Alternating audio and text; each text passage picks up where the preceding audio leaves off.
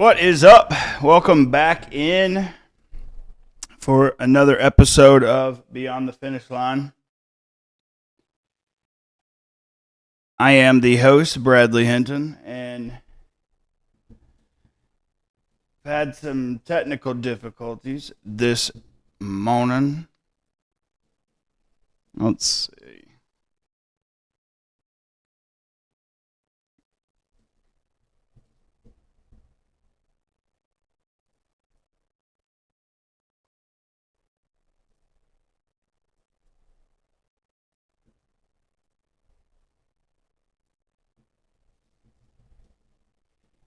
So, welcome back. Good morning. What is up? Fiasco of craziness. Fighting the computer and technology and the technical world, but we are here. I feel like I keep going the wrong way. I do. Jeez Louise, get it together, dude.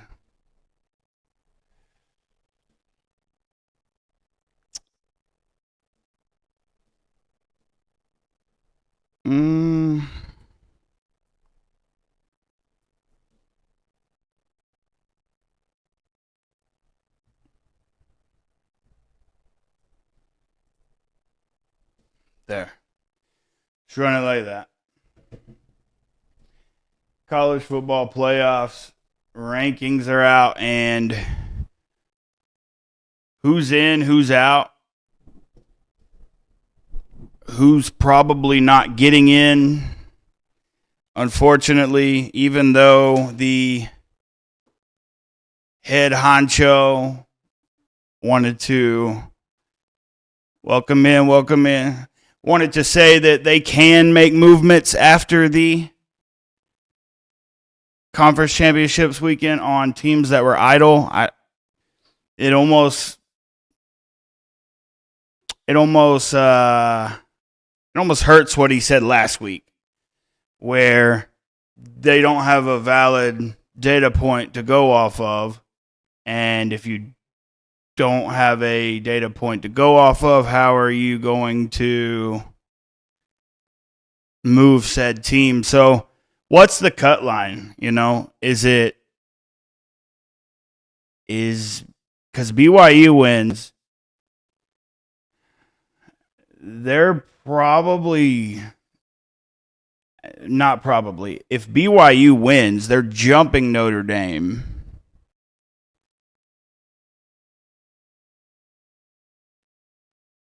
Yeah, I mean, so that's the BYU beating now Miami. I don't know what they're saying with, and they've got to fix it because it's bonkers. When you say you want them to play on the field, and then now you say like they're the better team, says who? Says you? I appreciate that follow. Says, I mean, you're the guy who gets to say, or you're the gal who gets to say that you think they're better. No, they played. I don't care if it was back at the end of August. Miami beat Notre Dame. Notre Dame, was it close? They almost beat Texas A&M as well. They didn't, though. And so if we were in this same boat, Notre Dame, if I had to put it down right now, Notre Dame's out. I think that they're gonna have to look at it and seriously, they're gonna have to move. I mean, when you think about it, Miami has to get in, but hey, Duke wins. Yeah, see, that's kind of the G5 at large bid is interesting. There are a lot of ways that they could go about it, and I know money is involved at every level, and so getting them to do a shorter season if you will, and then have, a 2-week span of here's their best teams, conference championship weekend. Now you have the G5 winner, if you will, and then there's their bid. Because it's just like we say every time the blowouts happen, and it hurts it hurts the team like BYU, who should be in. Yeah, I would assume that because of this, it's going to 16. It is going to 16 at the minimum. There is a chance. I mean, there's a chance it could go to 24, and we just have the top 5.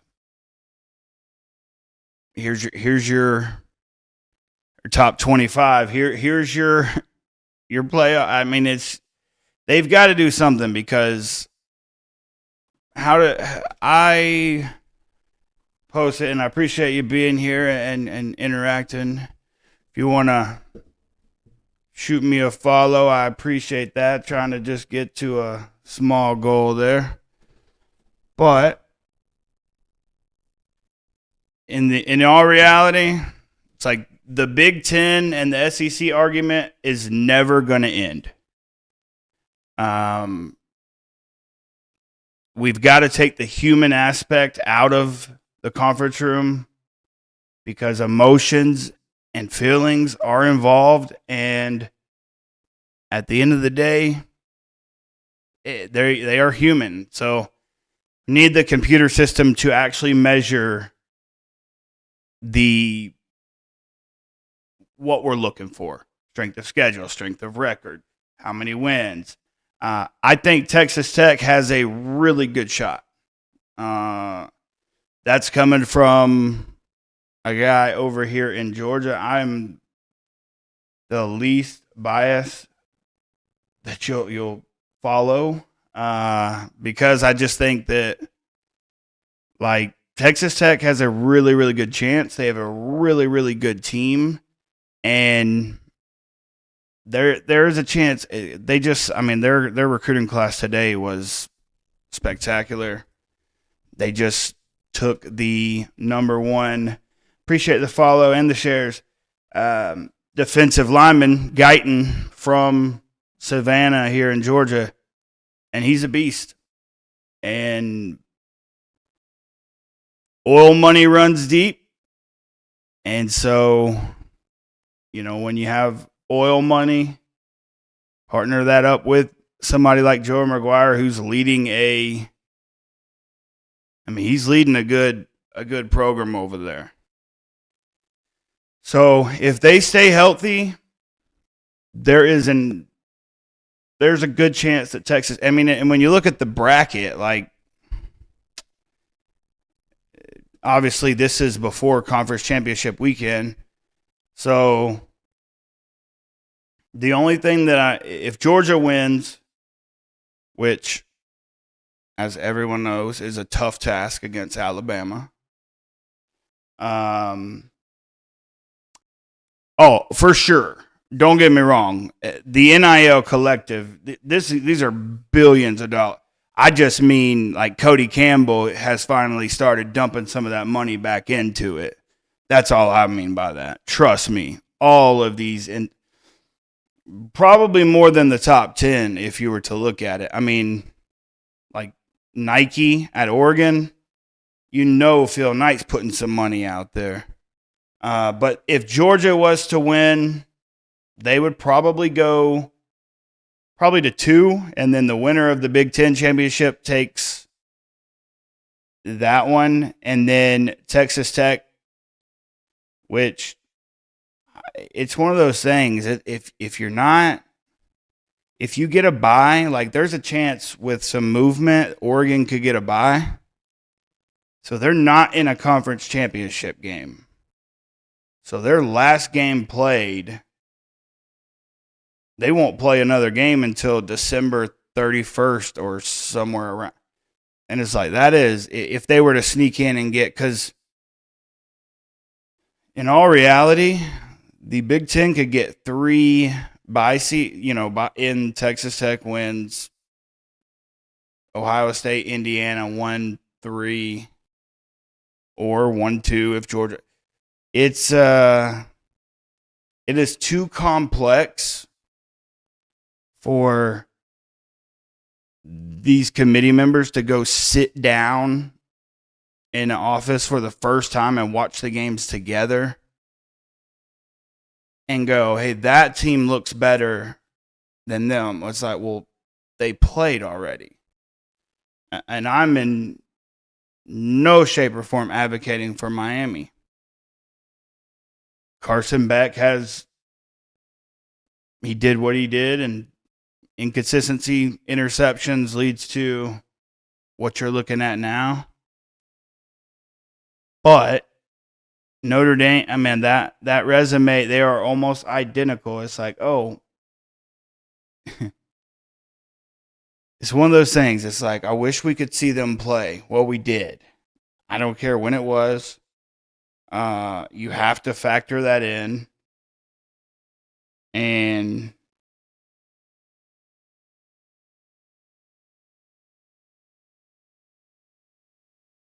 sorry.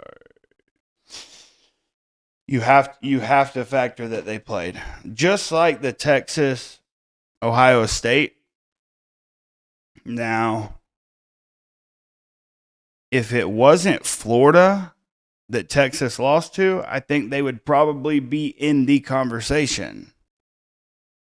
I think with it being Florida that they had their collapse or whatever you want to call it against, that's where it led them to, unfortunately, where they're at now. On the outside looking in, probably not getting in.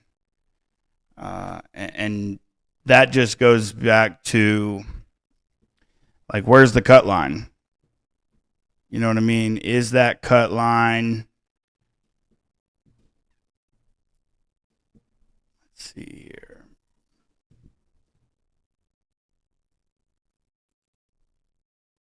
Come on. Is that cut line that 10? Is the cut line, if BYU loses, do they fall out? Or do they fall?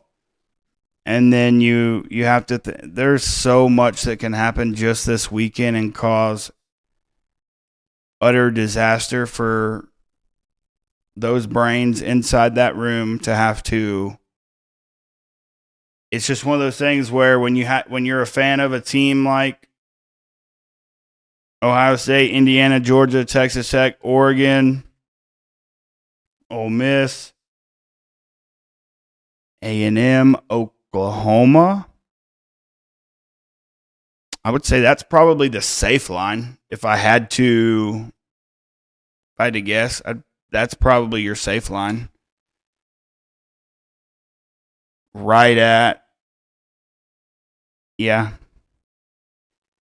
9 is probably where I would start fearing a little bit.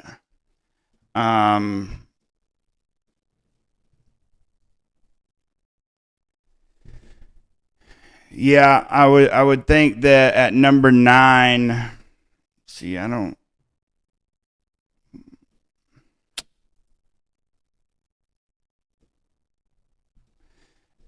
That's probably the safety, because I mean, really, number 8, Oklahoma's, because if Alabama loses, they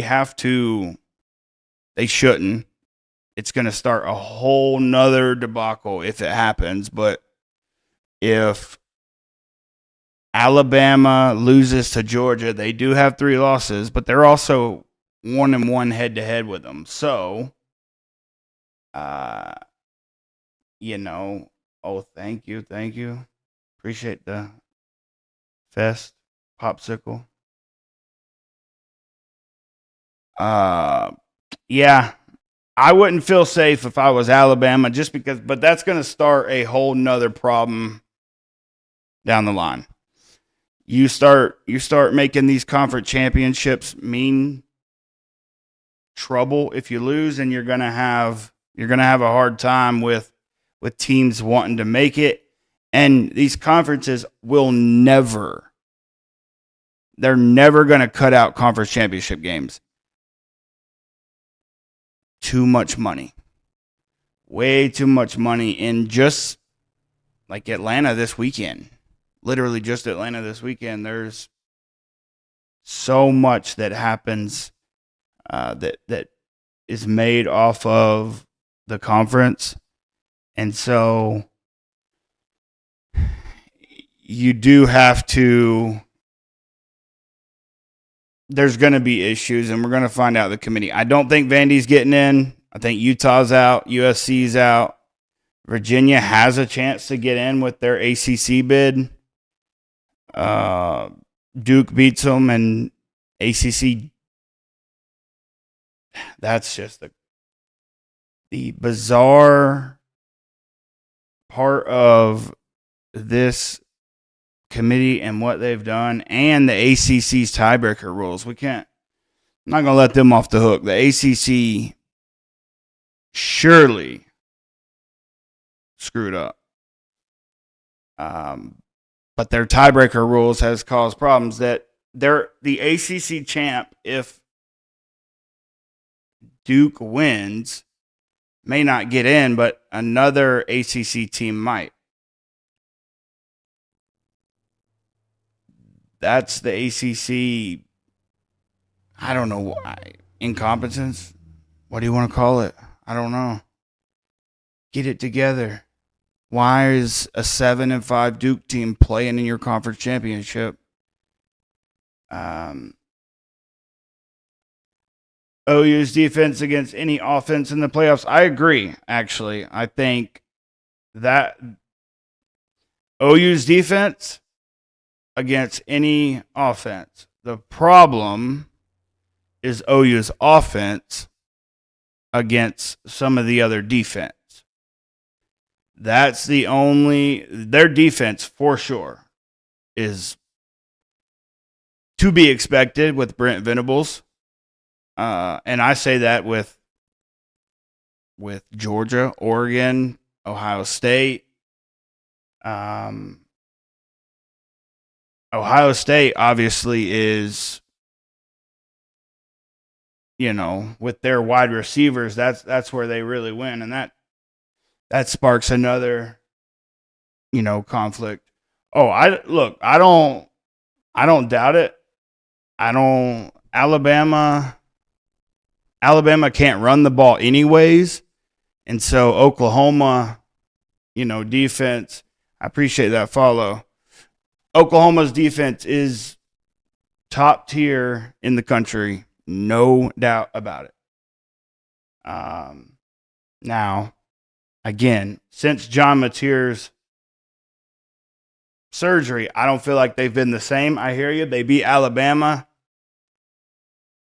Also, Alabama has kind of skated by a few times. If Georgia wins and Indiana loses, would Georgia be 2? I think so. I think it's going to, especially when you look at like the bracket.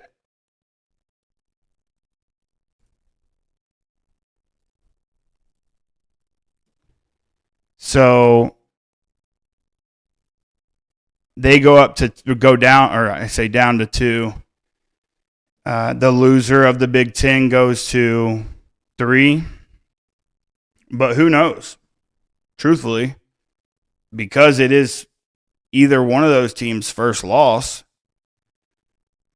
Big Ten may say, or the committee, not the Big Ten. Let's see, I think Alabama jumps Georgia if Alabama and BYU lose.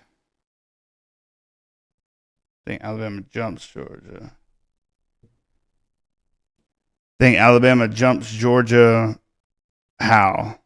If they win?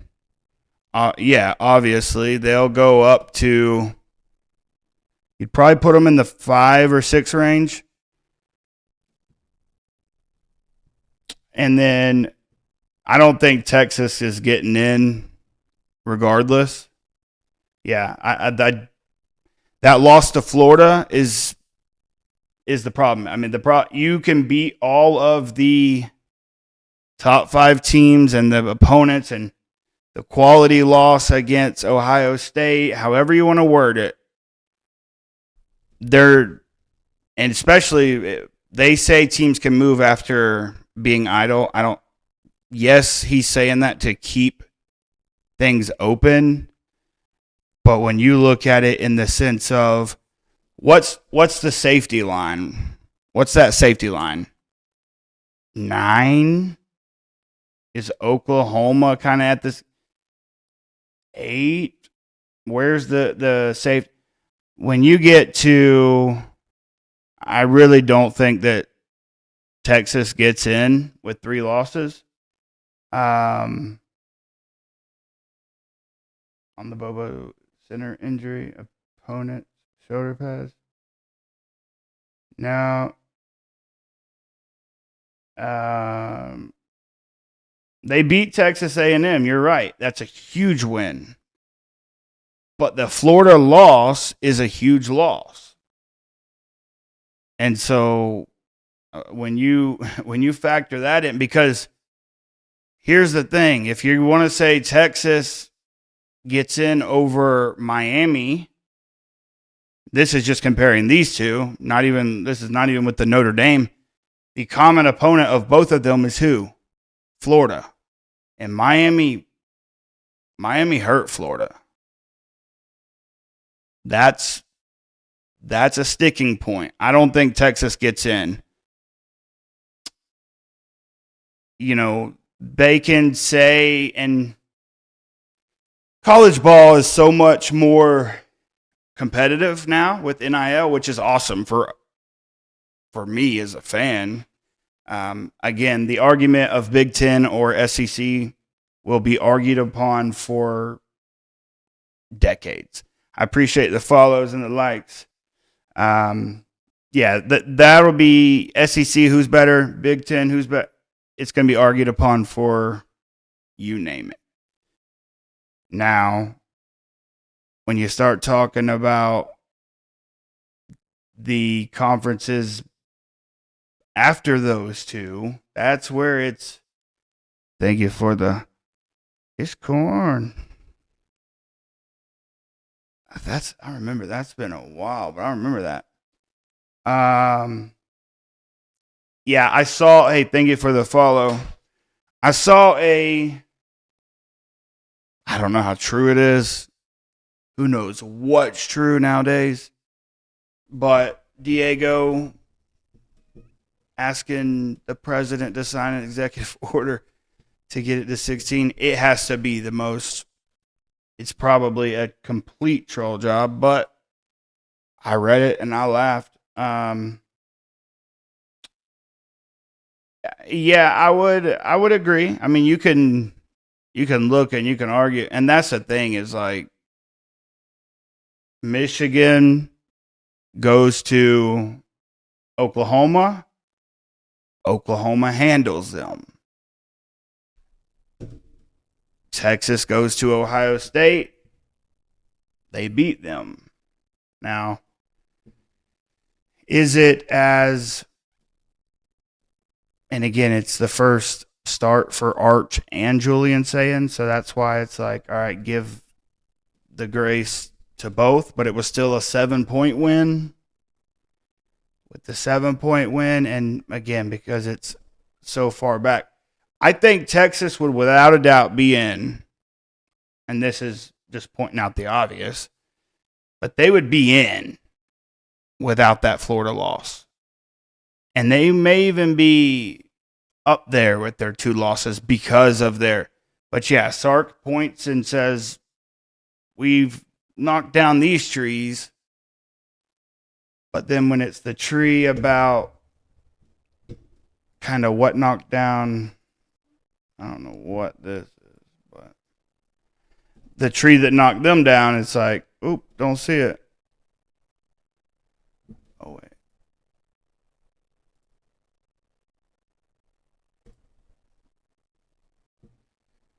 Well, there you go. So, but if BYU loses, they bounce back. How far do they bounce back?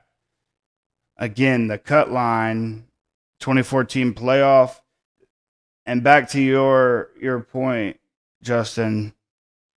I mean, when you look at it top to bottom, yes.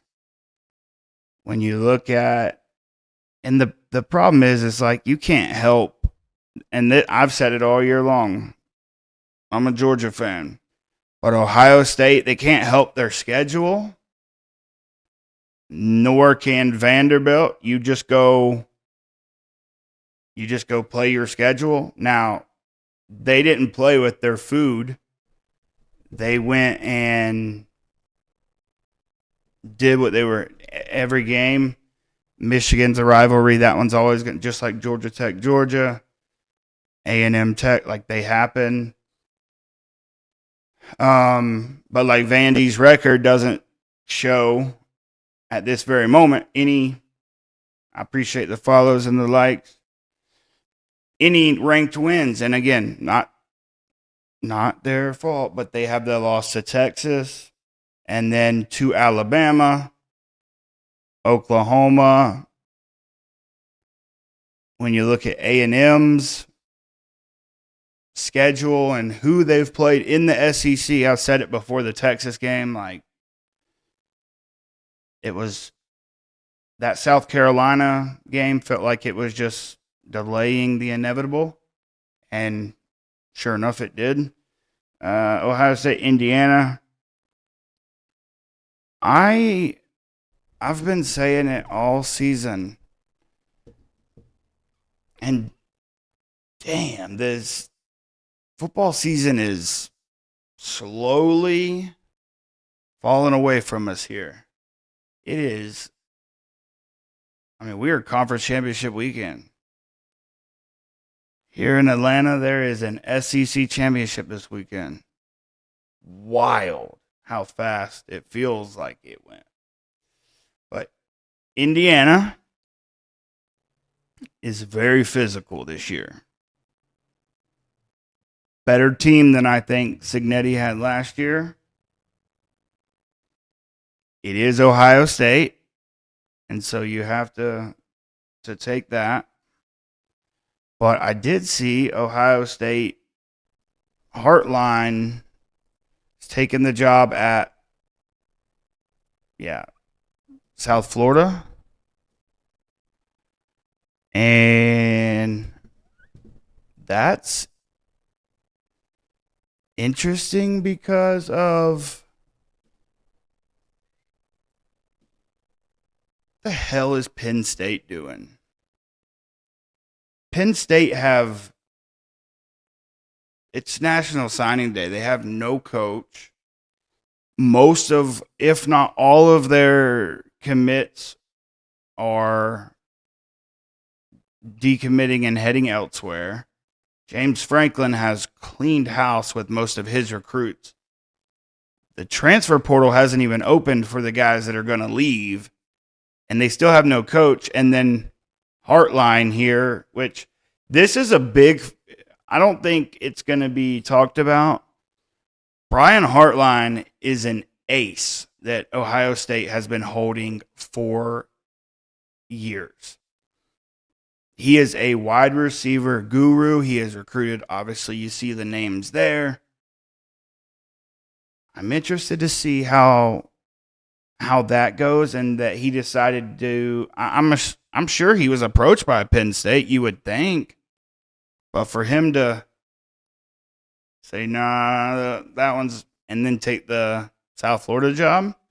Now maybe he sees the G5 at large bid more accessible.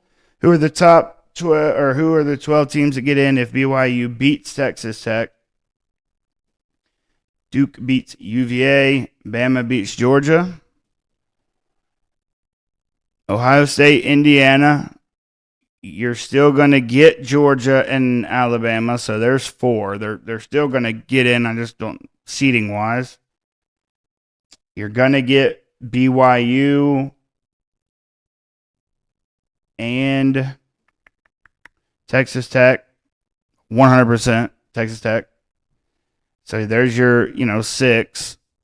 Oklahoma and Ole Miss.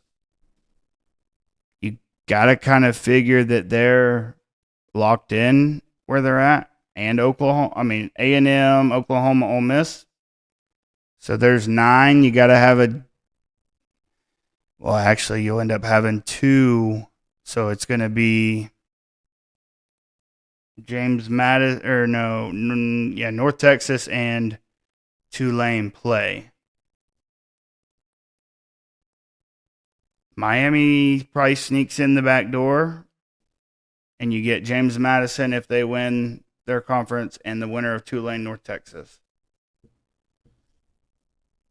But that just goes back to ACC has to get it together because,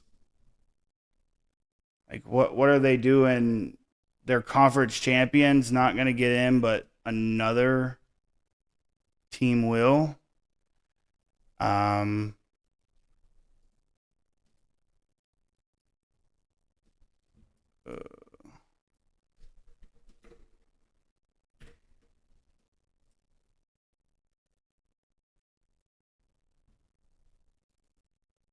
Yeah, so that's probably, I don't know, if chaos breaks out like that.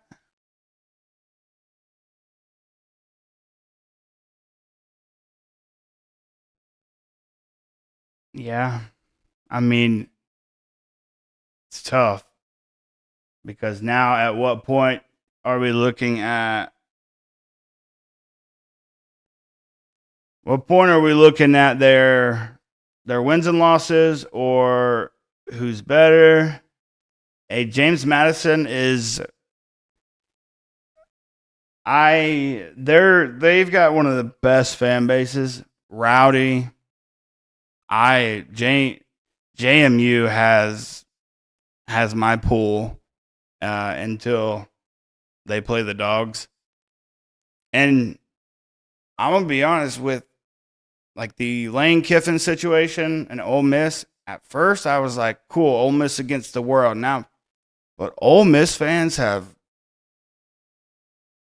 just been wild about it. I get it, the situation, the schedule, and all that. And you don't want to say that LSU is a better job than Ole Miss, just strictly based on the 2 prestigious programs.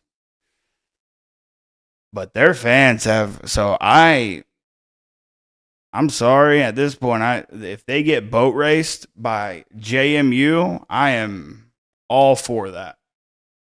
Let them get their home playoff game and get beat there. That would be a tough one for the Ole Miss fans to swallow. I don't think it happens, but their fans are just. I get it. You're mad. And I'm spoiled probably with Kirby Smart as my head coach. And he is, this is the destination job, if you will. But damn, you've got your coach.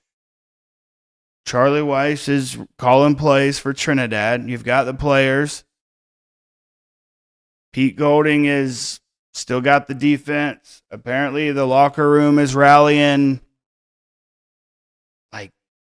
Put it to rest. Let's ride. So if they were to get JMU, I'm not gonna get mad if they were to put up some points on them. Now, I will say their defense under Pete Golding was a lot better this year. But they can still get got, just like anybody can on any given Saturday. I think Texas Tech is definitely a team that I'd look out for I think there's something really brewing out there in Lubbock. Obviously, you saw it this year, game day, etc. But who knows? BYU is riding the high of their coach staying around, right? He chose. That's another thing. That Penn State mess. Like, what is. Nobody wants the Penn State job. And Pat Kraft, you fired your coach so that you could get a head start on the coaching search. All of these dominoes have fell, and you are still standing there. I hate that for. It's going to be a tough one to beat there. OU's path in the playoffs. So you got to think that they're probably, if I had to guess, Oklahoma.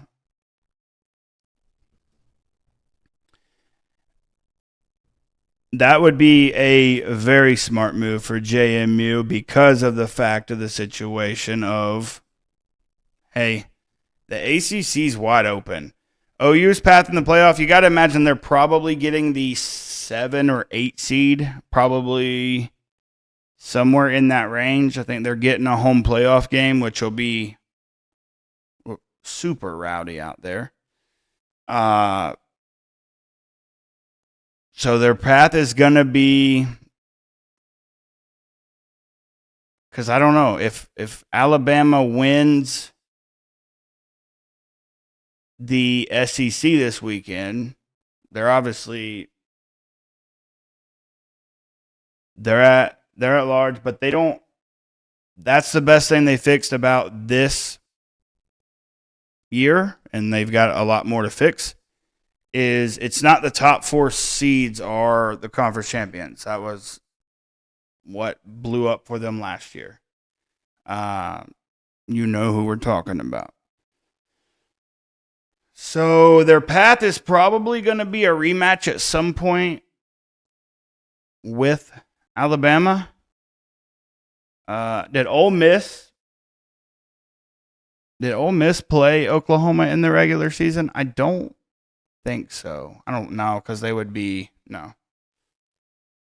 If that would be a good matchup if the offense is firing. That offense of Ole Miss, very fast pace. That versus Brent Venables' defense. But again, I know they have Charlie Weiss. Okay, so Ole Miss beat them. Okay, that's the only thing, is like they beat them with Lane Kiffin. And people are discounting it was at Oklahoma. Okay, yeah. That Ole Miss had Georgia. I mean, Kirby outcoached Lane in the fourth quarter, etc. For some reason, Kirby's defense will stand on its head in the fourth quarter and hold people out. Probably wouldn't even be in this conversation with Alabama if the first half would have been anything like the second half in the Alabama-Georgia game. But Kirby Smart, for some reason, that Alabama A is his kryptonite. So Oklahoma, that would be a good rematch. I think they're going to get, so that they will have a rematch. Oh, for sure. You take that. Ole Miss is one of the best teams in the country this year, as they are expected to be in, and they should be in. I do think there's a little bit difference of a head coach, and people are going to disagree with me that are at Ole Miss. But like at the end of the day, yeah, Charlie Weiss is calling the plays, but Lane Kiffin is the offensive-minded guru that runs that ship. So it'll be different. So Oklahoma's probably getting a rematch with Alabama or Ole Miss, depending on seeding. But yeah, at Georgia, no, like I'm playing. Georgia is taking that win. That's why Kirby's done well in rematches. 2017, I think it was 2017, Kirby lost to Auburn in Athens, kind of like the Alabama situation, and then beat them in the SEC championship game that year. So rematches have worked out for him. Same thing with 2021 national championship.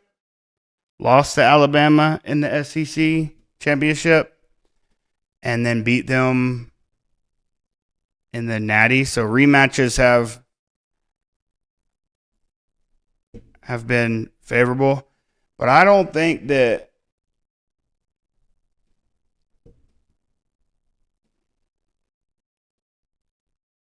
it's definitely gonna be.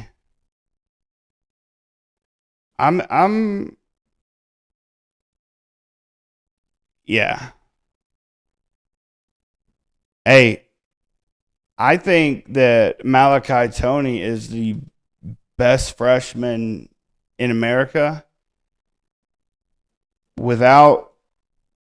and possibly should be in the talks of Heisman more than he is. So I don't think that there's a few teams. See, the thing is, Bubba, Georgia, Mike Bobo, they know Carson Beck's tendencies. They know what he's good at and what he's not good at. They worked with it for years, and so Kirby knows what that would be the only one that I would be like, let's see. But I do think that they have an explosive offense. That Friday night loss to Louisville is holding them hostage right now. But the ACC needs to figure it out. That is the most bizarre thing ever for Duke to be in a title game this weekend. What I was going to say about Alabama is so it was just announced Brian Hartline was taking the job at South Florida. I wonder how long they knew, because when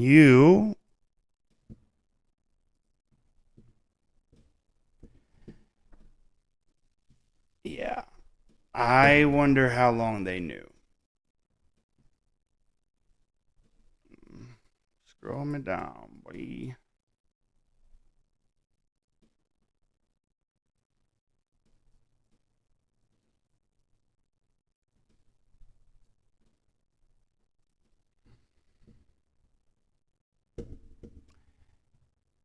Because the Crimson Tide and South Florida on Tuesday morning mutually agreed to move their previously scheduled 2026 matchup to the 2032 season.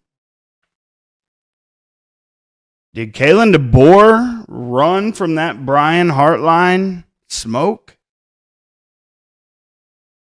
How long has that been in the works? Alabama just reworked their schedule and put Chattanooga and Marshall in the place of the South Florida games. So that's something to wonder. I remember seeing that and then it being dropped that Heartline got the job at South Florida. It's like, might just be a coincidence, but I don't know.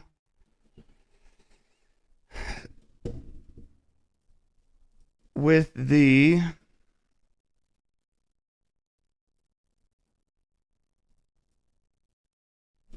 yeah, it's gonna be there could be some chaos that breaks out. And I appreciate the follows and the likes there. BYU has a really good chance. That BYU team is being overlooked.